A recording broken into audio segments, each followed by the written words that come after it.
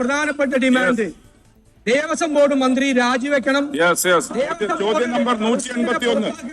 ചോദ്യം നമ്പർ 181 ശ്രീ പ്രമോദ് നാരായൺ, ബഹുമാനപ്പെട്ട ധനകാര്യ വകുപ്പ് മന്ത്രി. നിങ്ങൾ രണ്ട് തന്നില്ലല്ലോ. ചോദ്യം നമ്പർ 181. കേരള ഫിനാൻഷ്യൽ കോർപ്പറേഷൻ പ്രധാനമായും 3 സംരംഭ വികസന പദ്ധതികൾ വഴിയാണ് സംരംഭകരെ സഹായിക്കുന്നത്.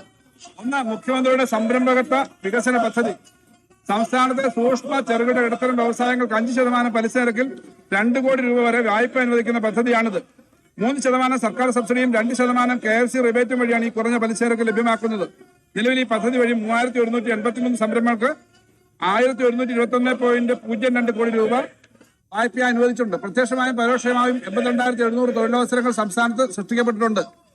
2025-26 സാമ്പത്തിക വർഷത്തിൽ 500 പുതിയ സംരംഭങ്ങൾ കൂടി പിന്തുണ നൽകാനാണ് കോർപ്പറേഷൻ ലക്ഷ്യമിടുന്നത്.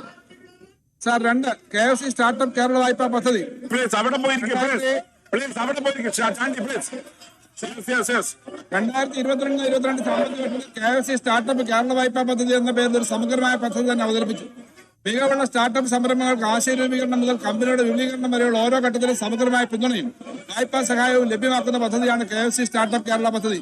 പ്രൊഡക്ടൈസേഷൻ ഘട്ടത്തിൽ 25 ലക്ഷം രൂപ വരെയും കൊമേഴ്സ്യലൈസേഷൻ ഘട്ടത്തിൽ 50 ലക്ഷം രൂപ വരെയും സ്കെയിലപ്പിനായി 2 കോടി രൂപ വരെയും 5.6% പലിശ നിരക്കിൽ ഈടില്ലാതെ ലഭ്യമാവും. സംസ്ഥാന സർക്കാരിന്റെ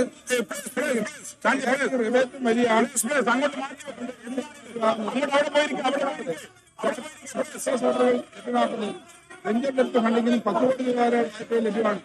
KFC സ്റ്റാർട്ടപ്പ് കേരള പദ്ധതി വഴി ഇതുവരെ 77 കമ്പനികൾക്കായി 97.72 കോടി രൂപയാണ് വായ്പ നൽകിയിട്ടുള്ളത്. സാർ, 3, KFC കാർഷികാധിഷ്ഠിത MSME വായ്പാ പദ്ധതി. കാർഷികാധിഷ്ഠിത സൂക്ഷ്മ ചെറുകിട ഇടത്തരം വ്യവസായങ്ങളെ പ്രോത്സാഹിപ്പിക്കുന്നതിനായി KFC കാർഷികാധിഷ്ഠിത SMSE വായ്പാ പദ്ധതി കാപ്സ് എന്ന പേരിലൊരു വായ്പാ പദ്ധതി പ്രഖ്യാപിച്ച് 2022-23 സാമ്പത്തിക വർഷത്തിലാണ്. 6% പലിശ. ഈ പദ്ധതി വഴി 41 യൂണിറ്റുകൾക്ക് 95.13 കോടി രൂപ വായ്പ നൽകി. ഇതിലൂടെ 410 പേർക്ക് പ്രത്യക്ഷമായും 615 പേർക്ക് പരോക്ഷമായും തൊഴിൽ നൽകിയിട്ടുണ്ട്. സാർ, കേരള ഫിനാൻഷ്യൽ കോർപ്പറേഷൻ ലഭ്യമാക്കുന്ന സാർ, സ്പീക്കറെ കാണുന്നില്ല സാർ. വായിച്ചിട്ട് കാര്യം സാർ, ഇത് സാർ പുതിയ പദ്ധതികൾ സാർ. ഈ റിക്കാർഡ് വരാൻ വേണ്ടി ഞാൻ പറയാണ്, കേരളത്തിൽ ഒരിക്കലും സാധാരണഗതിയിൽ ഇന്ത്യയിൽ എവിടെയും ചോദ്യ സമയത്ത് ഇങ്ങനെ ബഹളം ഉണ്ടാക്കാറില്ല. ചോദ്യം കഴിഞ്ഞിട്ട് അവർക്ക് നിർണ്ണയിക്കാവുന്നതാണല്ലോ. ചോദ്യ സമയത്ത് ഇത്രയും മോശമായ സമീപനം കാണിക്കുന്നത് അടിയന്തര പ്രമേയത്തിന് നോട്ടീസ് കൊടുക്കാൻ മറന്നുപോകുന്നതാണെന്ന് കരുതൂടാ. മറന്നുപോയി എന്തായാലും ശരിയായ രീതിയല്ല. ചോദ്യം എന്ന് പറഞ്ഞാൽ മെമ്പർമാരുടെ അവകാശമാണ്. ബഹുമാനപ്പെട്ട പ്രതിപക്ഷ നേതാവ് ഇവരെ ഉപദേശിക്കണം.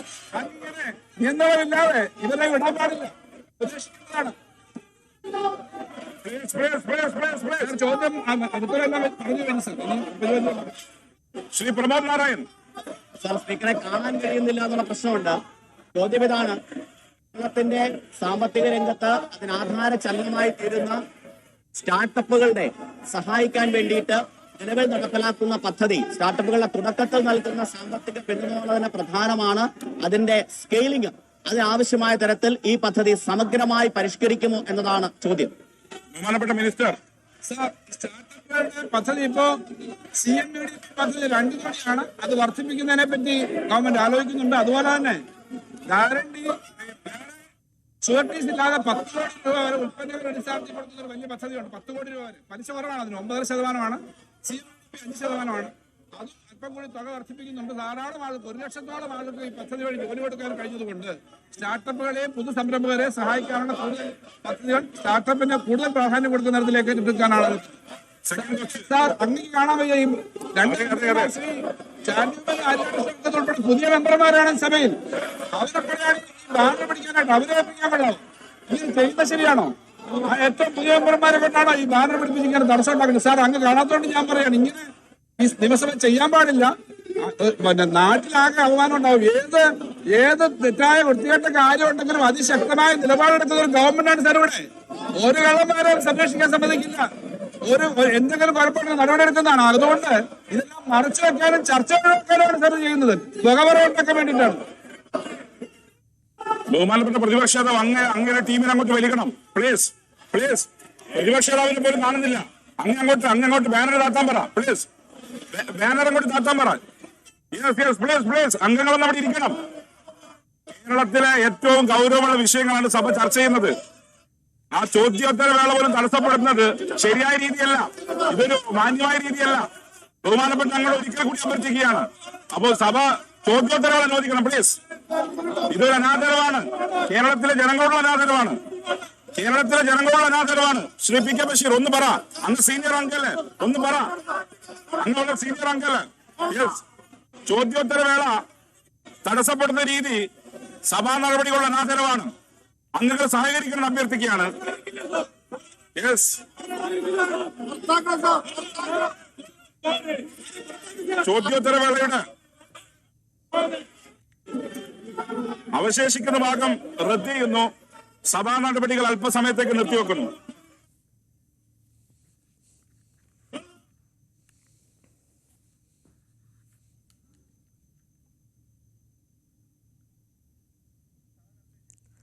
സഭാ നടപടികൾ ഇപ്പോൾ നിർത്തിവെച്ചിരിക്കുകയാണ്. നിയമസഭയിൽ വലിയ തരത്തിൽ പ്രതിപക്ഷ പ്രതിഷേധമുയർന്നിരിക്കുന്നു. സഭയുടെ തുടക്കത്തിൽ തന്നെയാണ് ഇത്തരത്തിൽ വലിയ തരത്തിൽ പ്രതിപക്ഷ പ്രതിഷേധം ഉണ്ടായിരിക്കുന്നത്. സഭാ നടപടികൾ തൽക്കാലത്തേക്ക് നിർത്തിവെച്ചിരിക്കുകയാണ്. സ്വർണ്ണപ്പാളി വിഷയം ഉയർത്തി നിയമസഭയിൽ ചോദ്യോത്തരവേളയിൽ തന്നെ പ്രതിപക്ഷ പ്രതിഷേധത്തിന് സാധ്യത ഉണ്ട്. റൂൾ 50 നോട്ടീസ് നൽകില്ല. വി അരുൺ വിശദാംശങ്ങളുമായി ചേരുന്നു. അരുൺ, സഭയുടെ തുടക്കം തന്നെ വലിയ പ്രതിഷേധം, ഇപ്പോൾ ഇതാ സഭാ നടപടികൾ തുടക്കത്തിൽ തന്നെ നിർത്തിവെച്ചിരിക്കുന്നു അല്ലേ? തീർച്ചയായിട്ടും റൂൾ 50 നോട്ടീസായി ശബരിമലയിലെ സ്വർണ്ണപ്പാളി വിവാദം കൊണ്ടുവരായിരുന്നു പ്രതിപക്ഷത്തിന്റെ ആദ്യ ആലോചന. എന്നാൽ കഴിഞ്ഞ ആഴ്ച ഇതേ വിഷയം കൊണ്ടുവന്നപ്പോൾ കോടതിയെ പരിഗണിക്കുന്ന വിഷയമെന്ന് പറഞ്ഞുകൊണ്ട് സ്പീക്കറും സർക്കാരും ആ നോട്ടീസ് അവതരിപ്പിക്കാൻ പോലും അനുവദിക്കാതെ തള്ളിയിരുന്നു. അതുകൊണ്ടാണ് മറ്റൊരു തന്ത്രം പ്രതിപക്ഷം സ്വീകരിച്ചത്. രാവിലെ UDFന്റെ നിയമസഭാ കക്ഷി യോഗം ചേർന്നാണ് ആ തീരുമാനമെടുത്തത്. സഭയ്ക്കുള്ളിൽ ചോദ്യോത്തരവേള മുതൽ പ്രതിഷേധിക്കാനായിരുന്നു പ്രതിപക്ഷത്തിന്റെ തീരുമാനം. ചോദ്യോത്തരവേള തുടക്കത്തിൽ പ്രതിപക്ഷ നേതാവ് ശബരിമല വിവാദം സഭയുടെ ശ്രദ്ധയിൽപ്പെടുത്തി സഭയിൽ മെൻഷൻ ചെയ്തു. അദ്ദേഹം പറഞ്ഞത് ഈ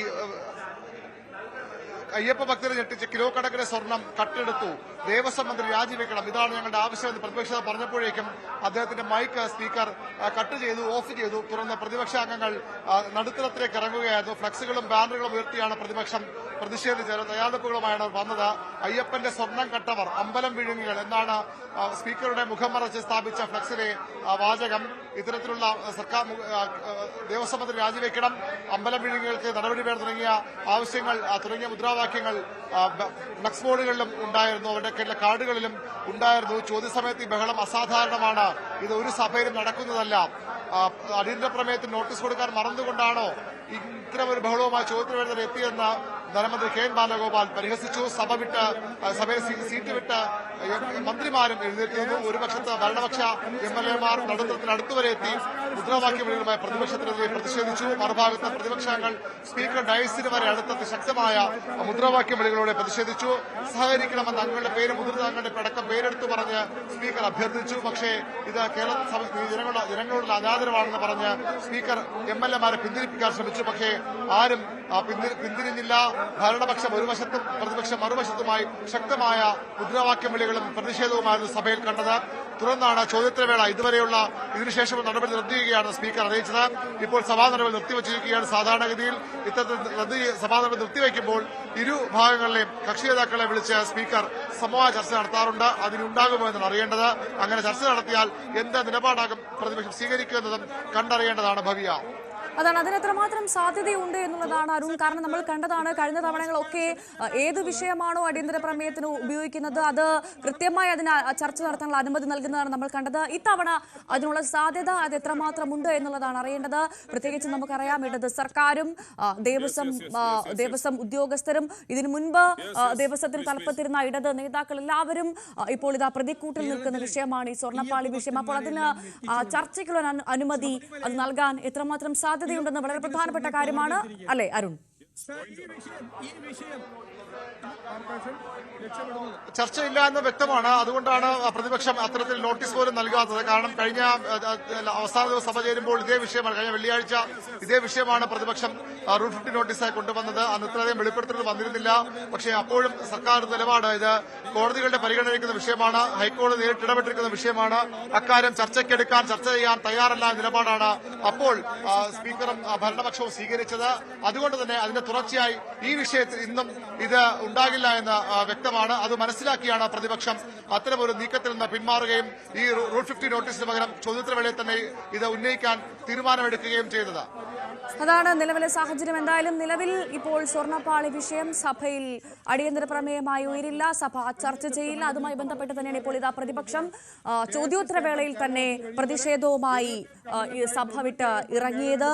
ചോദ്യോത്തര സമയത്ത് ഈ ബഹളം അസാധാരണം, അടിയന്തര പ്രമേയത്തിന് നോട്ടീസ് കൊടുക്കാൻ മറന്നതുകൊണ്ടാണോ എന്നാണ് ധനമന്ത്രി ബാലഗോപാൽ അടക്കം ചോദിക്കുന്നത്. സഭയിൽ ശക്തമായ പ്രതിഷേധമാണ്. സ്പീക്കറെ കാണാൻ കഴിയില്ലെന്നടക്കം നേരത്തെ MLA മാർ പറഞ്ഞിരുന്നു. സ്പീക്കറുടെ മുഖം മറച്ച് ബാനർ ഉയർത്തിക്കൊണ്ടായിരുന്നു പ്രതിഷേധം. നടുത്തളത്തിലെത്തി ഭരണപക്ഷ MLA മാരടക്കം സഭയുടെ തുടക്കത്തിൽ തന്നെ അസാധാരണമായ സാഹചര്യമായിരുന്നു ഇപ്പോൾ സഭയിൽ ഉണ്ടായിരുന്നത്. VV അരുണാണ് വിശദാംശങ്ങൾ നൽകിയത്.